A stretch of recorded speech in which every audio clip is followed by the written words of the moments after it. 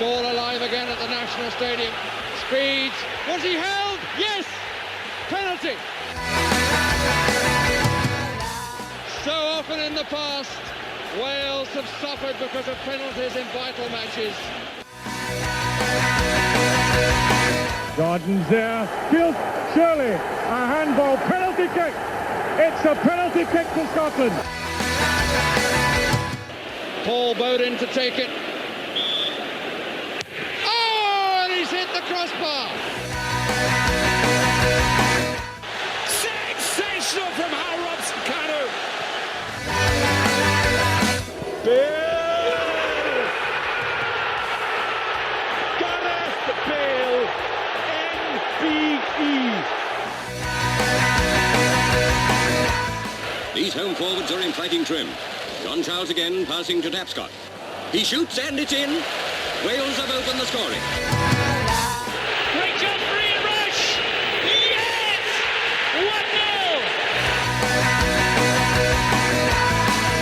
1-0! And Wales have finished with a bit of a swagger.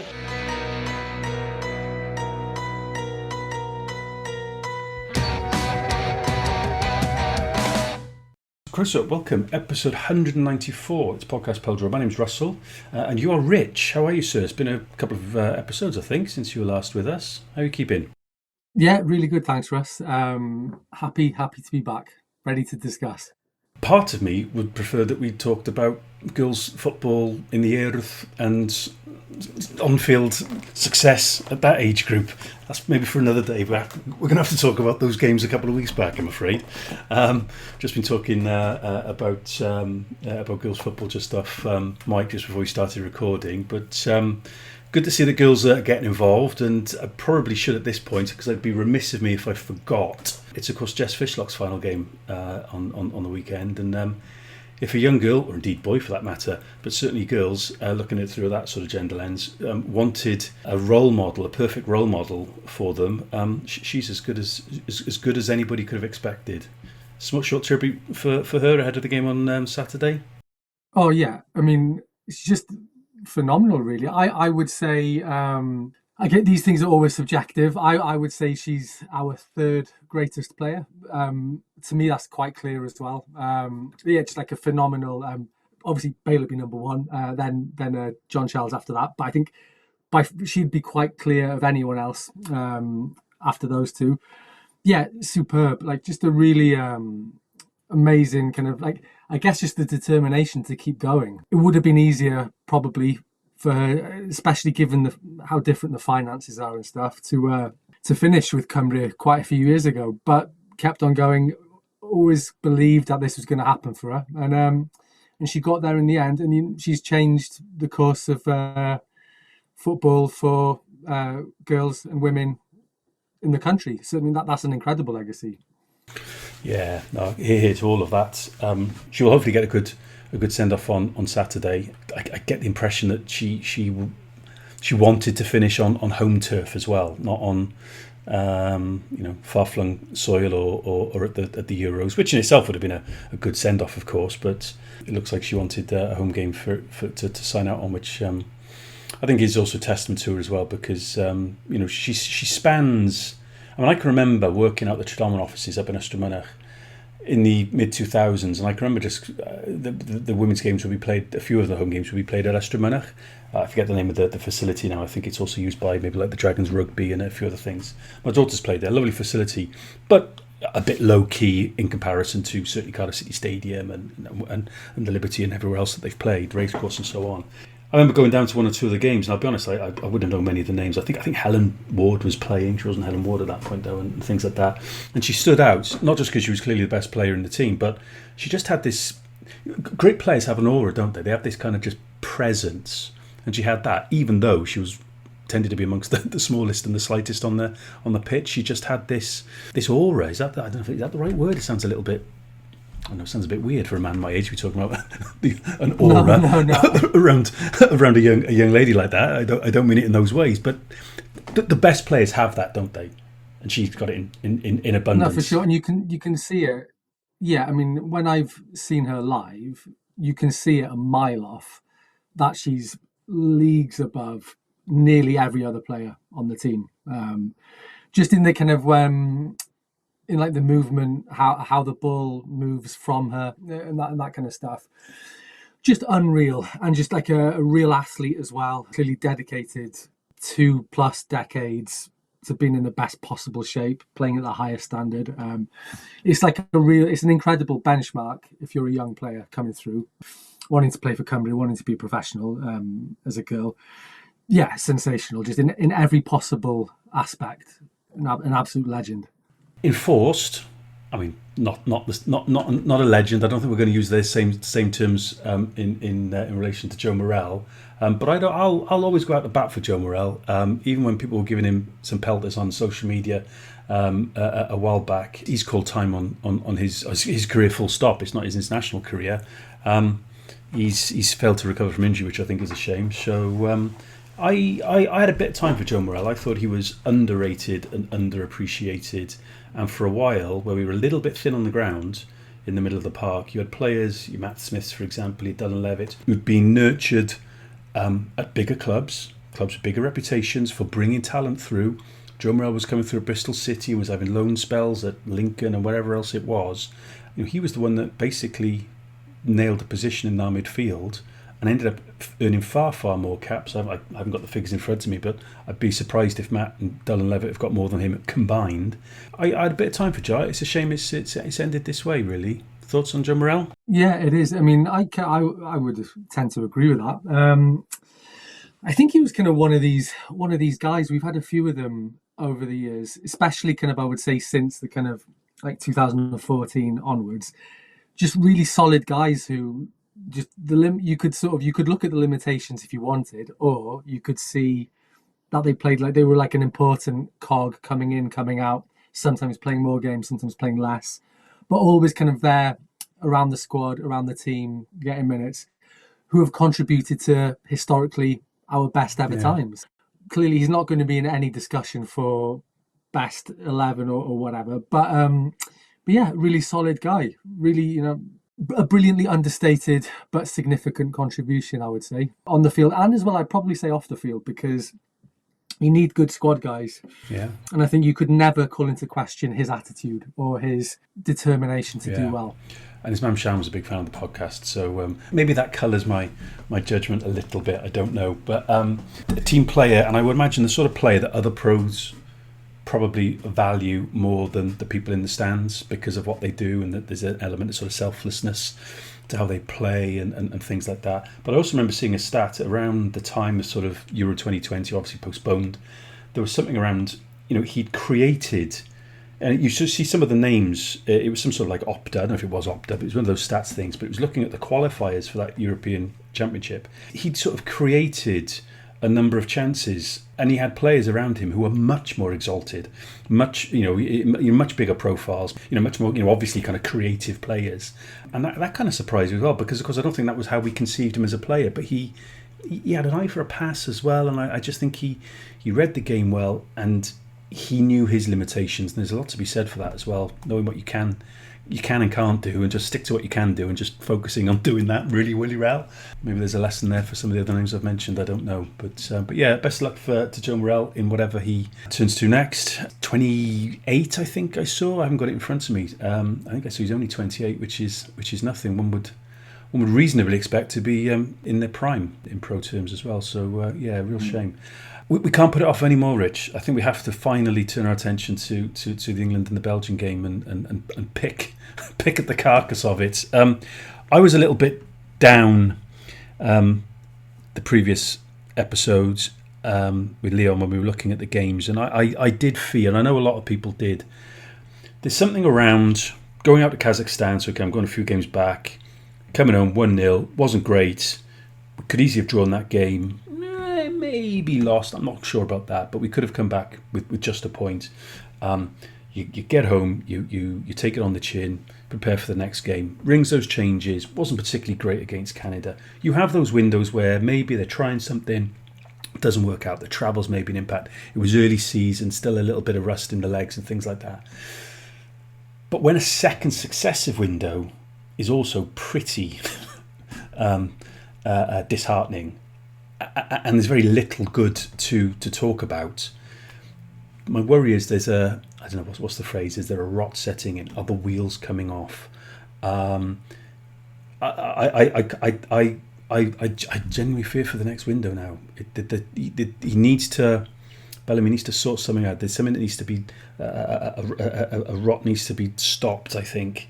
And for all of his bullishness, which you said previously, in terms of how he goes into camps, the press conferences before the games, how he kind of wants to be very honest and frank about how the game went and all that kind of stuff, it was nowhere near good enough. Nowhere near good enough. And I'm not quite sure I've seen the same sort of honesty about that performance that perhaps he would suggest that he would be prepared to utter maybe this time last year when we were talking about games.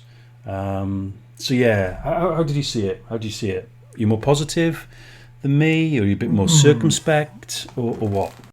Well, I mean, it's one of these things where you can say how you feel one day, then you can watch one interview with Craig Bellamy and you'll feel different. You'll feel convinced again. But I think I am certainly feeling a little bit weary of his kind of, particularly his post-match kind of stuff. I mean, and I know a lot of other fans are as well. And I've been able to kind of pick up one or two journalists are drawing attention to this as well, which I think is correct. You can't just keep on saying, well, we play this way. I think he was talking about how the players are like me. They have flaws, but they're the same flaws that I have. Just a lot of pseudo kind of therapy speak, and which is great for kind of hour-long podcasts, I suppose, if you like that kind of thing. But really, this is a job where you need to win games, win as many games as you can. Really doesn't matter if that's your kind of dream footballing philosophy or not. Your remit as the manager is to qualify us for tournaments, the end. So really, for me, the way I look at it is these were two very bad performances, very little good from them. That's on the manager, 100%.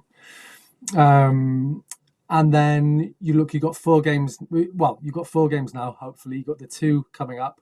The next one's in November. You need to win those. And then you've got 2 games which you need to navigate. You don't necessarily even need to win them. It could be 2 penalty shootouts. That's fine. But yeah, he has to qualify for the tournament. Otherwise, there would be extremely serious questions, in my opinion, as to whether he would continue. And it would be interesting to see how he would respond if we didn't qualify. But specific to these 2 games, it's really, really difficult to pick up all that. I mean, any kind of concrete positives, really. No, couldn't agree more. Because about the only positive that came out of the previous window was Dylan Lawler. I know he was poorly in this window, but he didn't play. So even some of the crumbs of comfort you picked from the previous window weren't available. I said this last time. I know we went ahead against England in the Euros, but it was pretty backs to the wall then for the rest of that game, or second half. Apart from that, we've not really laid a glove on them, other than that one game at Wembley under Gary Speed. We have been so insipid against them. To be 3-0 down after whatever it was, 18 minutes or something, was just so disheartening. I mean, that was, I wasn't really expecting it. I wasn't expecting us really to win. I just wanted us to show up. And then Thomas Tuchel came out afterwards, sort of jumping ahead a little bit, and we sort of criticised the England fans, didn't he, for being quiet. And they were really quiet. Everybody was almost kind of going, are they even interested? Are they even here? Are they kind of watching it on their phones or something?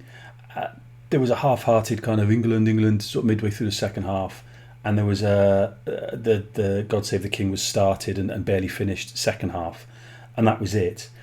But I kind of had a degree of sympathy in them because that game was won after 12 minutes. We've all spent a fortune to be there, and they're kind of like, I honestly wonder whether they were disappointed that we didn't turn up, because I hear all the stuff about how easy it is to qualify, and it's just this procession, there's no jeopardy for most of their games all of the time until they get to a tournament, yada, yada, yada. Okay, fine, I have a degree of sympathy with it. It passes very, very quickly, don't get me wrong. But I don't know, it would be nice to have kind of gone there, got stuck in, and okay, we create a couple of chances second half, and Jordan Pickford, who'd had absolutely bugger all to do most of the game, pulls off 2 brilliant saves, one from David Brooks and one from Chris Mepham, and okay, fine. But they'd begun to ring the changes. They'd taken their foot well off the pedal. I mean, if that game had ended 3-2, I mean, Tuchel would have been absolutely furious. They'd hit the bar early first half as well. I mean, the only redeeming feature from that were the fans, the Welsh fans, who in the second half didn't stop singing, chanting, taking the shirts off. I kept mine on, I will admit, because I was in a sort of more of a family section. So I thought that was the decorum I should retain. But they were amazing. Apart from that, very little redeeming whatsoever. And if that's how we're going to play against them, I don't want to ever play against them at all, ever again. Well, it just, I mean, they're horrible games. They're horrible games. I mean, it's quite a baffling one for me. When you're up against one of, let's just say, they're one of the top 10 teams. They're like 2 times European Championship finalists. Why would you presume that you can compete with them on a level playing field? I mean, we can't. So, like, logically, when a smaller team beats a bigger team, you do it by exactly how we try to do it in the Euros. You defend deep, you try and hit them on the counter, you frustrate them, get them on edge. And this is an England team who can be put on edge the longer you frustrate them. So you do that. But, I mean, if you live in kind of this world, I mean, look, I love people who believe in themselves. And that's like, I love that more than anything. But Craig Bellamy appears to be saying that he can reinvent how football is played. I mean, when historically has a nation of our size ever out-attacked one of the biggest teams in the world? I mean, it just doesn't happen. Look, like we could be talking, I mean, we might qualify for the World Cup and we might beat Portugal 3-0 in the quarter-final or something, and it'll be all because of this learning process. Or more realistically, if we do qualify, we'll lose every game 3-0, and it'll be because we're continuing to play the way we played against England, which is not going to be good at all. And I just don't see how I don't see how you can do it, and I can't see any historic precedent for when that's ever happened before.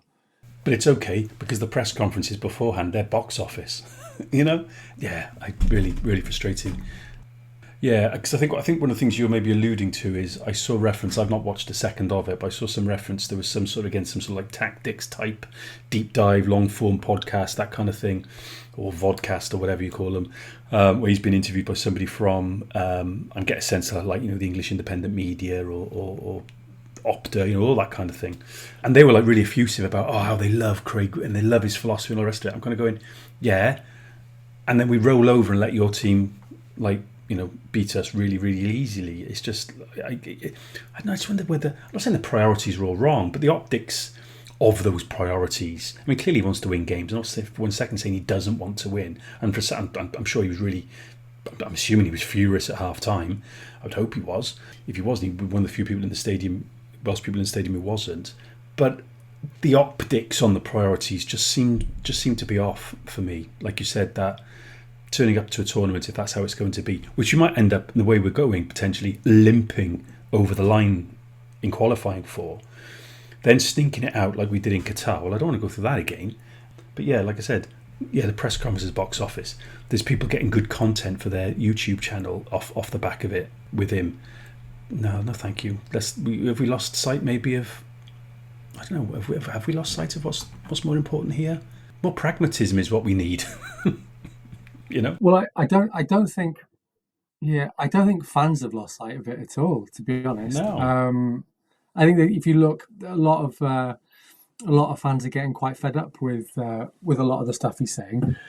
But I mean, it's a tough one. He might be the guy who genuinely is gonna change. I mean, it feels absurd saying it. He might be the guy who is going to sort of change how smaller nations play against bigger nations, and he's going to bring unprecedented success to us. It wouldn't appear that's the way it's going right now. And I mean, instead of playing England, where you're going to be running around, exhausting yourself. You're going to lose quite heavily. I'm not sure how much you can learn from that. The rationale that Craig Bellamy said was, well, if we're going to be playing against these big teams, we need to see what the step up in level is like.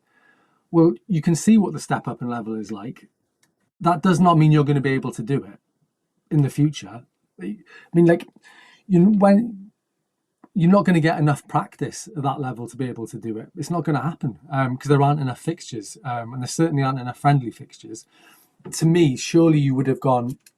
I mean, look, it's happened now. There's no one doing it, but there were surely better fixtures to be arranged than this one. And then, if you were going to go into this one, why not practice what you would do in a tournament game? How you would go about it then. If you want to learn what it's going to be like in a tournament, play like you would in a tournament, which I would like to think would be the sole goal, would be the end result, not the way you've done it. Craig Bellamy on more than one occasion, and he did it after the Belgium game as well, has said he doesn't want to win unless it's the right way. I mean, I cannot believe every time he says that, I cannot believe he's saying it. And he said it enough times now where it's not a slip of the tongue. He would apparently believe that. He only wants to win if the style of football matches his idealised style. That's crazy. I think Jose Mourinho was saying this is like a curse of modern managers. Like the smart managers would rather just win rather than play their way and lose and get fired. And it's funny that Jose Mourinho, of all people, suddenly... I don't know, is he on the right side of history now at this point? For so long being kind of criticised for his anti-football and all that kind of stuff. Actually, his sort of pragmatism, albeit very kind of ultra arch pragmatism, is kind of now the outlier, and people kind of go, yeah, I mean, maybe it just needs Postecoglou and Russell Martin to get fired from another 2 jobs after, like, half time of the first game of a new appointment or whatever, for it to kind of go, yeah, that was and then history will look back and go, that was a weird couple of years, wasn't it? Was it like a COVID thing? I mean, they're getting high on their own supply a little bit of their reputations. And who was the other guy at Swansea? Was it Luke Williams? He was another one. These people that just seem to get really so immersed in their philosophies that they kind of put the blinkers on to anything else. I don't know. I wonder whether history's going to look back at this weird little period that we're in at the minute and go, God, that was a strange old time. Because I tell you something now, right? If Rob Page had come out and said that, right? Even when things were going, even after we'd beaten Croatia, for example, which was probably the high point in terms of results for him, because we deserved to win that game. It wasn't like a fluke or anything. If he'd have come out and sort of said something around that time, he'd have been taken to the cleaners. Let alone performances that we've had in the last couple of windows. He'd have copped pelters. I suppose about the only thing I can say in favour of it is that it didn't require any great travel, commitment on our part and plans and things like that. So we're kind of back home, tucked in bed at a reasonable time, I'm sure, ready to prepare for the Belgium game. Leon and I were talking last episode about, like, he had no choice about starting with a strong 11, so then you kind of wondering, okay, when's he going to make the changes and things, and he made a few of them in the second half at Wembley. So, Capaccio came on, for example, Mark Harris came on, so he's working the squad a little bit. I don't know, I'm beginning to wonder whether there's a huge number of players really kind of banging on the door to get into that starting 11, because, I mean, Sorba came in, obviously, he rotated up front, so he brought Harris in for Kiefer Moore, who was pretty ineffective at Wembley. We came out of the traps, though, really, really well. We were aggressive. We were really on the front foot. We were playing with pace. And I thought, this is... We've got Wembley out of our system. By hook or by crook, whatever's happened, we've got it out of our system. We have started as quickly as we started, slowly, at Wembley. And it was impressive, that first few minutes. Would you agree? Yeah, it was. It was kind of... It was really impressive. It's just that thing of the way we collapsed, and it was an unbelievably harsh penalty. This is a lot of penalties are being given like this, but I mean it was very, very harsh. But it's just the kind of the implosion from there. I mean, and it gave Belgium the impetus to kind of get back into it, and you could see in De Bruyne's celebration him having a word with the guys around him. We just kind of from that point had no real answer, which is tough, I think. And again, you sort of wonder, that would have been, after conceding the equaliser, it probably would have been the time just to kind of lock things down a bit, calm down, get a bit tighter, ride out what was quite clearly their increase in momentum, their kind of increase in spirits. But that wouldn't be what the objective is, what the kind of the game plan is. And then we suffered quite a lot from there onwards. Yeah, it was a sucker punch. He said something along the lines as well, Bellamy himself, that it came at the wrong time, and it was a bit of a gut punch for us. Heads seemed to drop. We seemed to kind of go into our shell a little bit, which suggests to me, certainly again, how the game went at Wembley. Is it a mental thing? Is it an emotional thing? And for Bellamy to say in one breath that, they've got the same flaws as me and all the rest of it. Well, one of the things that you didn't really level at Bellamy ever was that, he knew he was beaten. I mean, he would just keep on going. I mean, almost to a fault. He'd run himself into the ground. He would take on lost causes. You name it. That fire in his belly was very, very rarely ever snuffed out. Well, if he's trying to mould a team in his adventurous, never say die kind of all-out attack kind of image, at the first setback within a game, within the context of a game, okay, let's forget what happened at Wembley. But in the first context of the game, having started really, really well, got ourselves ahead, the heads just drop. So for me, again, it's just like even some of the stuff he comes out of his mouth with, it's like, well, just critique it even a little bit. This isn't like huge kind of psychoanalysis, just a little bit of critique of what he said. I don't see the connection with what's in front of me on the pitch, and that was a bit disappointing. I wonder, is there something mentally there, a little bit wry? I've never watched it, but I understand like Celebrity Big Brother does these things where they just kind of like bring people in randomly, kind of halfway through the series. This is our Celebrity Big Brother moment, Leon. Welcome belatedly. Yeah, sorry. You've got your chores done. Is that? Well, that's okay. That's okay. Mostly, yeah. Yeah. England game. I think I wish I'd stayed in that night and sort of done my chores rather than. I mean, I understand the reason we had to take a friendly fixture, didn't we? Needed to play that night, and. Got it. Well, I suppose England, it sort of makes sense in terms of the travel and stuff, or lack of travel. But I just wonder if, against maybe, in Swansea or Wrexham, against easier opposition might have been a better thing with the Belgian game coming up, because we were completely outplayed, just completely outclassed, really. And I just, I wasn't particularly looking forward to the game, and it went even worse than I thought it would. But yeah, like you said, by hook or by crook, we started the Belgium game superbly and we deserved to go ahead.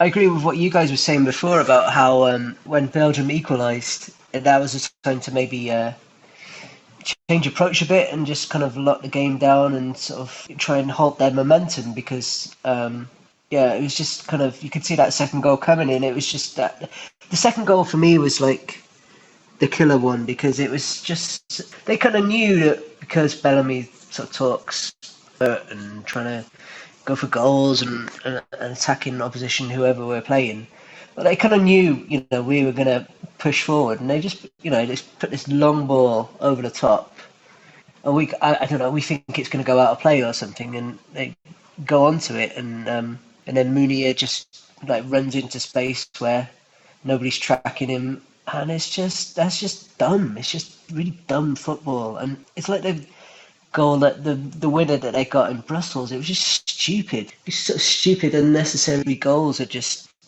frustrating. They're a brilliant team, Belgium, and we don't need to gift them easy goals like this. And it seems for me that Bellamy is a little bit naive if he really thinks we can sort of out-football Belgium with our current players. I mean, even when we had Gareth Bale and Joe Allen at their peak, we didn't sort of try and out-football them. I think we must have only had about 30% possession when we beat them 1-0 10 years ago. It was just like, we're going to stay solid, we're going to defend deep, but back ourselves to keep them out, and that we'll have a moment or two where we can nick a goal, and that's kind of smart, and it's just frustrating that it doesn't seem very smart what we're trying to do. Do you remember when he was at Burnley with Company, and he said something along the lines of, and they were struggling, "Oh no, we'll keep doing what we're doing. The issue is that we're still not doing well enough. So the more we keep practicing, we've just got to keep working hard, and eventually it'll click." And I mean, ultimately it didn't for them. They got relegated, but Company swans off to Bayern Munich, mine. So hey, bulletproof maybe, but it's that. Well, yeah, okay, fine. That approach is all well and good over a 30. How many games do they play? 38 league season in the Premier League, plus a few cup games. Okay, that's fine. You don't have that wriggle room, as you were saying a bit earlier, Rich. You don't get the friendlies that you had once previously to try these things. So okay, maybe you're using the Nations League. Well, okay, we're now in the top tier for that next time round. Might even get Belgium again. Whoopie-doo. The draw's not too far away. So again, naive is being kind, Leon. It's almost, I don't know. It's almost kind of like suicidal. I don't know. Because he's not that bulletproof in terms of the FAW, unless of course he is, that they can't afford to do anything about it. They wouldn't want to. It's too close to a tournament, etc., etc. So he just thinks he can keep on doing it. It just seems, I don't know. It just seems strange. Maybe it's an aberration. These two windows, everything will click for the next one. I don't know. But this moment in time, the way the playoffs are constructed, you get. And again, you touched on earlier, Rich, yes, you get penalty shootouts, but it's like we had last time out on the page. You've basically got 90 minutes and it's kind of, shit or bust. And at the minute, I'm not quite sure we give up too many chances to the opposition. I can't see us keeping a clean sheet. So we've got to at least score twice, at least in a game. And I'm not sure. It doesn't seem to be functioning going forward, and it's not functioning at the back either. Well, that's the worst of both worlds. Well, yeah, you're right. And I think the problem is when it's one thing conceding 8 goals over 2 games to Belgium, who are obviously very, very efficient attackers historically and currently.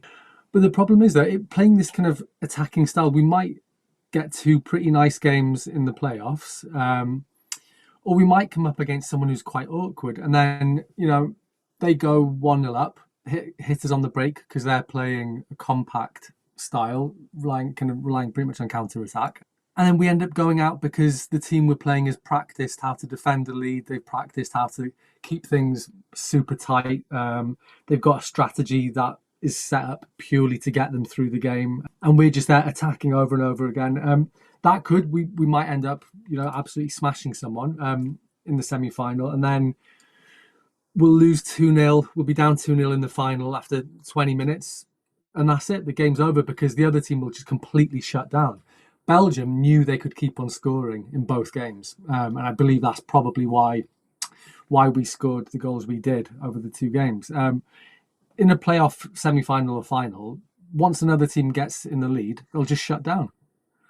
And they'll close out the game and maybe hit us on the break towards the end.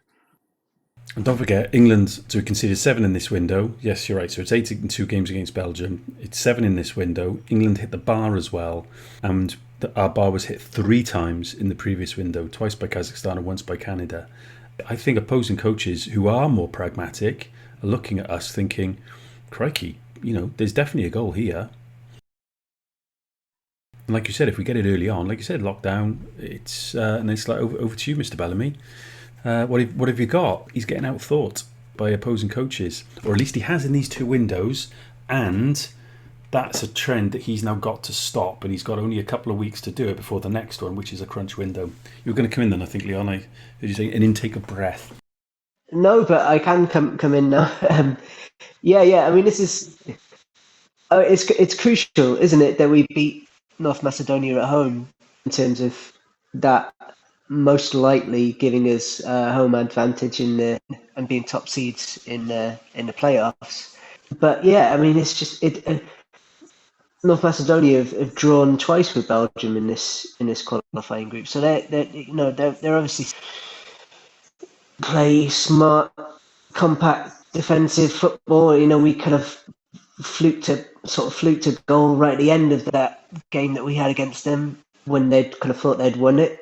So I mean, it's really not going to be an easy game at all. And Yeah, Bellamy's definitely got some thinking to do, especially as we're going to be in the playoffs, and obviously opposition coaches are going to be looking at what we've been doing lately, and you just feel like they'd be licking their lips at how many chances up. The good news is we won't be placing teams as good as England and Belgium in the playoffs. That's the good news. But I mean, the bad news is I feel like to win 2 games in the playoffs and get to a World Cup, we're going to have to be so much better, so much smarter than we have been of late.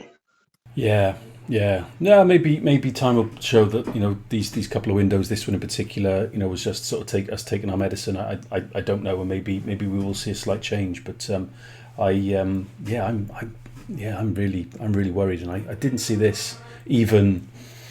I didn't see this coming even 6 months ago. Back end of last season, let alone say this time last year.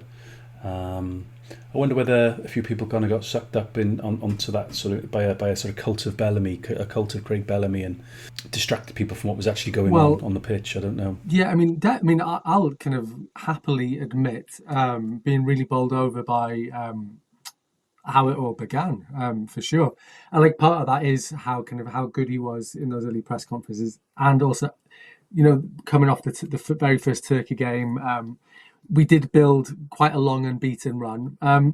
But then even with that unbeaten run, as is the case with unbeaten runs that contain a lot of draws, as soon as you lose 1 or 2 games, it goes from an unbeaten run to have only won 4 out of 10 or whatever. So that it can really kind of twist just off a couple of results, which is kind of what's happened. Because when you look at when you actually look at all of his results now, and you look at who the wins were against, you look at all those draws, then you look at who we've lost to, it doesn't make amazing reading, to be honest. But I still kind of feel we've got a really good chance of qualifying. What I would like to think Bellamy would look at it and say, okay, I need to just tweak what I'm doing. I need to be more pragmatic.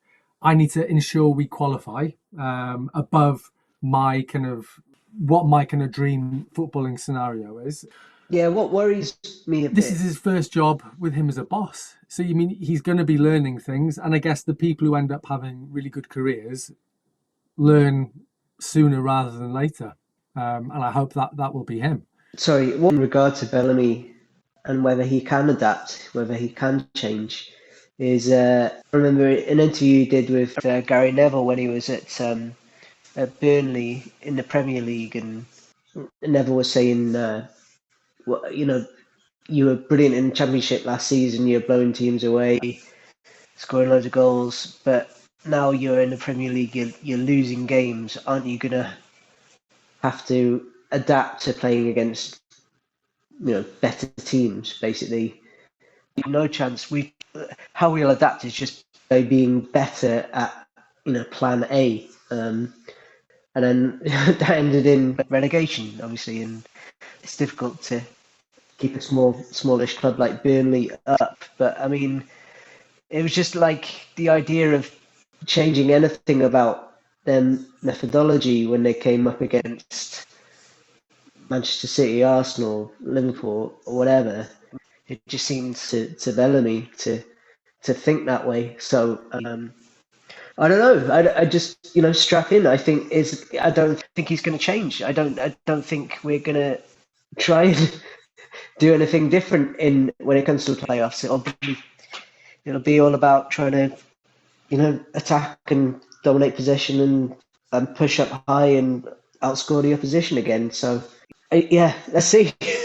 We all said it was going to be an eventful ride, and it's proving maybe to be that. Go on, Rich. I'll leave the final word with you as well, because my daughter wants to come in and watch Traitors. I was just going to say, I'm just trying to, I don't know if you guys can think of any examples, but I'm trying to think across not just football, but any single sport ever, the so-called, there's plenty of historically teams, individuals in sport punching well above their weight. I really don't think the way you do it is by playing to the massive strengths of your much bigger opposition. Like the underdog champion who ends up lifting the title or winning the league or whatever, does it by playing to their really specific strengths. and kind of fighting against and nullifying what the big dog can do.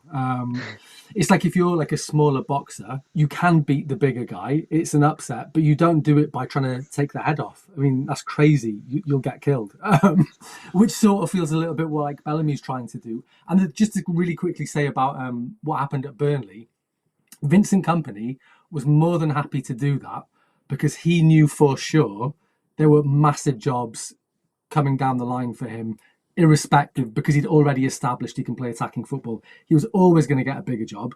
Craig Bellamy's was his assistant. There are no big jobs coming for Craig Bellamy unless he makes a success of this job. Quite frankly, he might get one shot in like a minor league like Scotland or something, but he's not going to get a Bayern Munich job when Wales don't qualify. It's not going to happen. He's not going to get it even if we do qualify. So honestly, if I was him, I would just suck it up a little bit, work out how to get us to the finals, and then be really happy with that. Do you remember in rugby, Wales under Mike Ruddock knew they couldn't compete physically up front, and it was just that, let's just fling it around, and it was this attacking brand of rugby, won a Six Nations, pushed the All Blacks close. I think again, we're competitive against the Southern Hemisphere, but eventually, that ran out of steam as well. That's about the only one I can think of. Bazball in cricket, possibly, but England they're a big team doing it to other big teams, so I don't think that fits either. So, yeah, answers on a postcard, please, if their postcards are still a thing. But we're sure we'll have a look at it again. So short and sweet episode. My daughter wants to watch Traitors, and we'll leave it there. And all the best to Jess Fishlock on the weekend. We wanted to play for